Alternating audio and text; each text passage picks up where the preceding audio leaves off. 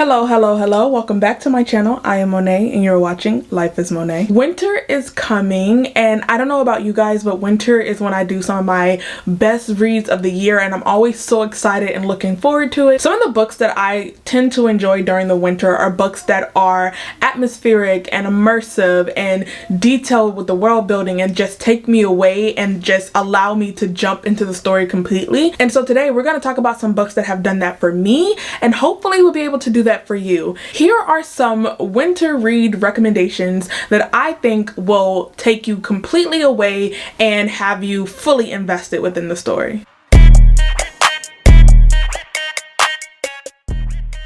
So the first recommendation we have is The Orphan Witch. This is a book that I predicted was going to be 5 stars for me and I was not wrong. This book is witchy and fun. It has female empowerment and family and like this witchy coven type of vibe. We are following this main witch by the name of Persephone May, and Persephone May is an orphan and she has no one in her life at all.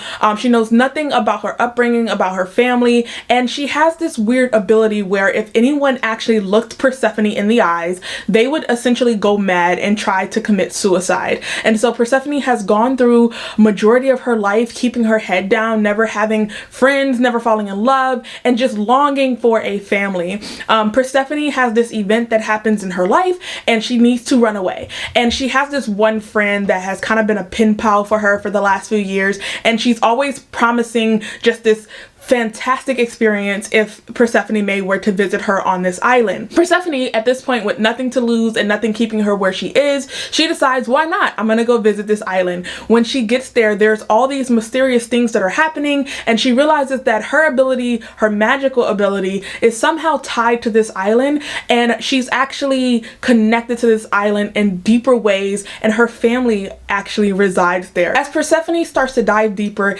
and uncovering all of these hidden connections she has with this island and uncovering truths about her family, she gets caught up in a decades or even generational long feud that has been happening between two sides of her family as they disagree on something that happened years ago. And Persephone is the most powerful witch to come from this family tree line, and she is pivotal to the resolution that is supposed to occur, and she doesn't know what side to pick. She just wants to have a family. She wants her family to be connected, but first they must resolve this deep generational trauma that has occurred. And I feel like I'm out of focus. Let me focus my camera. This was overall such a fun book. At some point throughout the book, it becomes entirely fantastical and Persephone starts to jump between worlds and she uncovers so many things about her powers, and I just really wanted her family to resolve the conflict that was going on. I want Persephone to fall in love and to feel whole, and I think that the author did such a good job with the pacing of this book because the payoff and the build up to the climax of the story was just really what I was looking for, and I was immersed in the story. It was a book that I could not put down, and I hope that you enjoy it as much as I did. The next book was also a 5-star prediction that I did end up loving earlier this year, and that is going to be The Binding. I cannot think of any other story that would just take you away and make you feel like you're existing within this fever dream the way that The Binding did. We're following this main character by the name of Emmett, and one day Emmett gets this letter and he's been called to serve the binder in his world, which is kind of like this weird taboo, really frowned down upon job in this world, because binders are essentially book binders.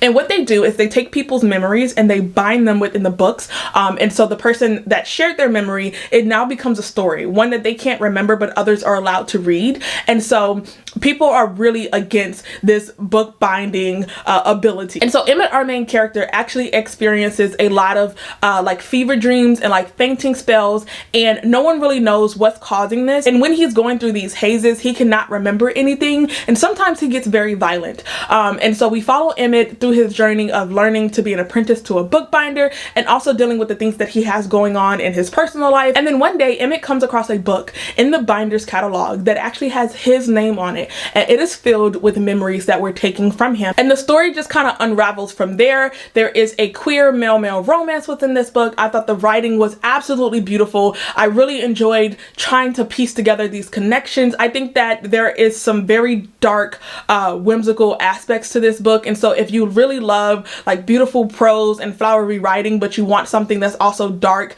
and gory and like haunting, this is the perfect book for you. The next book is one that sat on my TBR for literally 2 years. It was a gift and I knew absolutely nothing about the book, and I put it on this kind of books that would self-destruct by the end of 2022 if I did not read it, because I just literally was tired of seeing it on my shelf. And so I decided to finally pick it up and read it, and I'm so glad that I did, because this is another book that I gave 5 stars, and that is going to be The Great Alone by Kristen Hanna. This is a book that's set in the 1970s, right after the Vietnam War, and we're following this family as they deal with the repercussions of their father having served in the war. He was a prisoner of the war, and when he comes home, there's no cavalry waiting for him at home. There's no resources available for him at home, and his family really struggles in Seattle. And so he decides to pack up his family and move to Alaska, which is like this great alone, literally like wild, dark place, and you have to do everything for your own survival. It is a place that will bring out the survivalist in you, and the father becomes very abusive towards the mother in the story.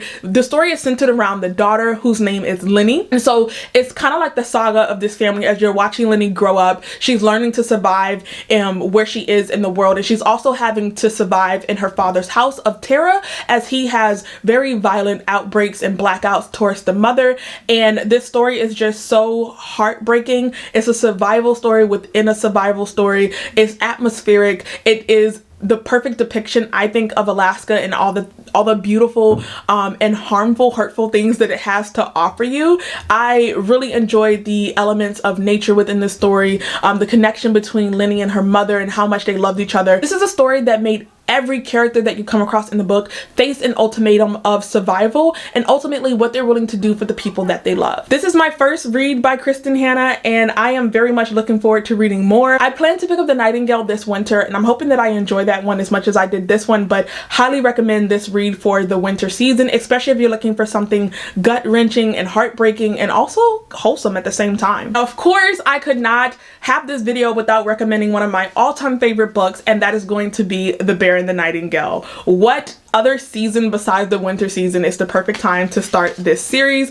There's so much I could say about this series. I could rave on it forever, but I'm gonna try to keep it simple in this video. We are following Vasya. It's a saga of Vasya's life as she's growing up, and if you are someone that is familiar with Slavic folklore and Russian folklore, we have a weaving of Baba Yaga and Koschei the Deathless and all of these different like characters that you would see in ancient Slavic folklore. And so as we follow Vasya, she is someone that her mother has trained to follow the old ways in terms of traditions and the way that they pay their respects to the land. Her mother ends up passing away, and Vasya's father remarries, and her stepmother is very Catholic, very Orthodox Christian, and she brings that with her to this very like remote village where Vasya and her father lives. And with her comes along this priest who is determined to make Vasya let go of the traditions and the heritage that her mother has instilled within her, and to give her life over to the fear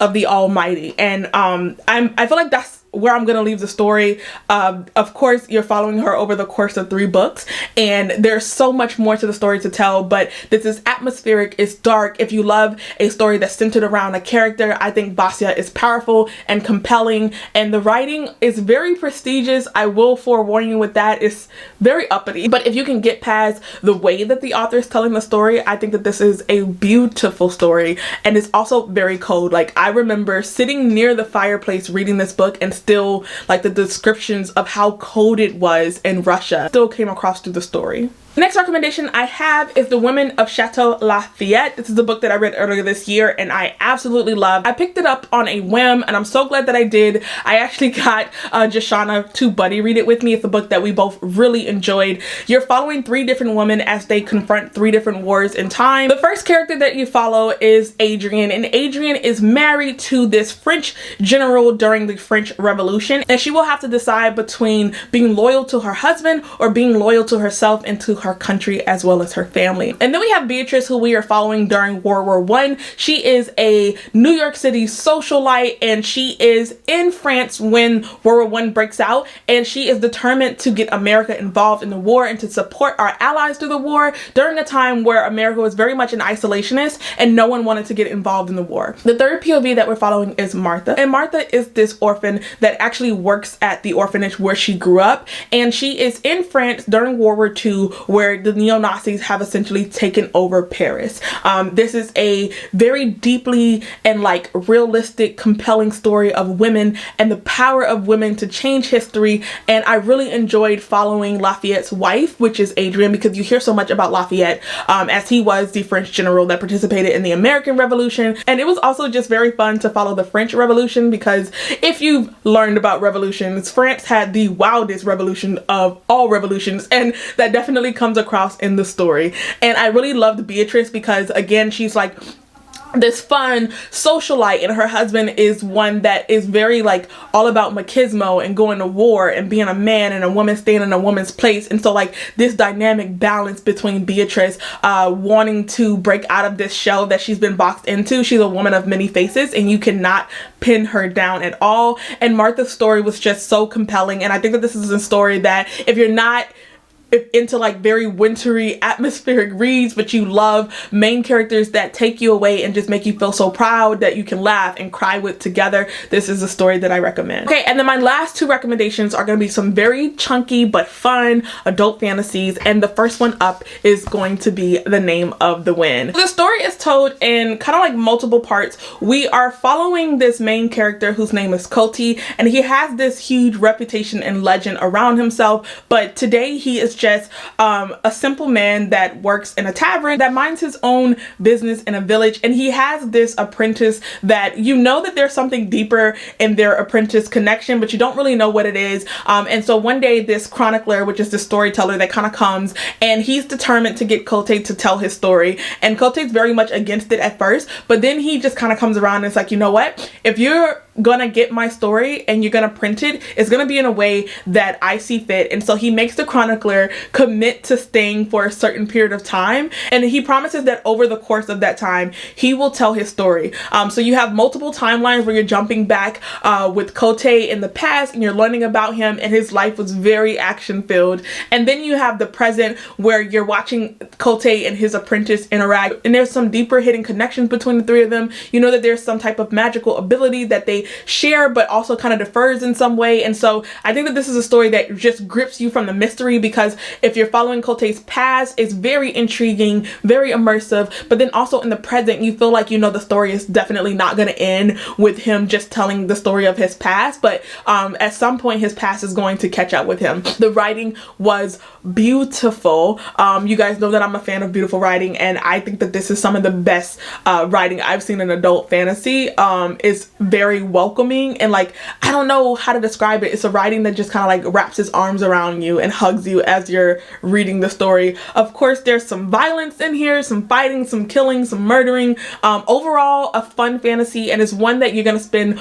most of the winter reading because it is so chunky. The last book is also very chunky. It's also adult fantasy, and it shares a lot in common with The Name of the Wind, and that is going to be Empire of the Vampire. This one's very similar to The Name of the Wind in the way that the story is told. We have this character by the name of Gabriel. Gabriel is one of the last Silver Saints who is essentially a vampire slayer, and during this time period he has killed like the Forever King or the Vampire King, and so he's been sentenced to death. And before they kill him, the Queen now orders his story to be told, because he is one of the most infamous vampire killers there ever was, and they just care about history, I guess. These are vampires that want everything to go down in the books by the books. And so before he is sentenced to die, he must sit and tell the story of his upbringing and how he made it to where he kind of is today. This is a book that mostly keeps you in the past. There are some humorous and comical moments when you are in the present with Gabriel and the person that is taking his story and writing it down, but for the most part you're really stuck in the past. However, there is this culmination of the past catching up to the present towards the end of the book, of course, because this is book one in what I believe to be a trilogy. This is a book that is action packed. I don't think that there was really any boring moments throughout the story. I think that every aspect of Gabriel's life is just like mind-blowingly insane with action. This is a book that will again take most of the winter to read. It took me forever to read, and that is my biggest complaint about the story. It was not the story or the writing. I had fun while reading it. It's just it went on forever. We got every detail of Gabriel's life, and I'm not gonna say that it was boring. It was very interesting. It's just the book was definitely long. Those are my winter read recommendations for you guys. I hope that you pick some of them up and try them out. They are fun and action-packed and what I consider to be perfect reads for the winter. If you have your own winter TBR, comment it down below and let me know what books you'll be picking up this winter. Thanks, and I will see you guys in my next video.